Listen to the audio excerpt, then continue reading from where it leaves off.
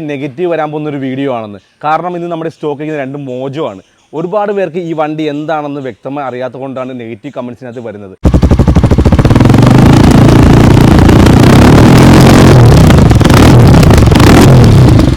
അയൽവാസികളൊക്കെ ഉറപ്പായിട്ടും തെറി വരുന്നൊരു വണ്ടി തന്നെയാണ് മോജോ.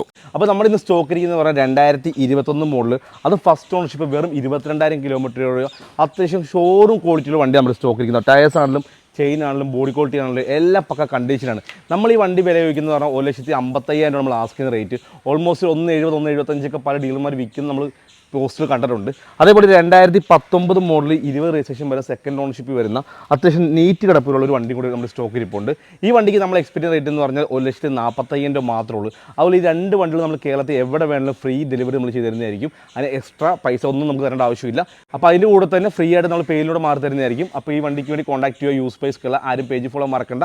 Okay, by.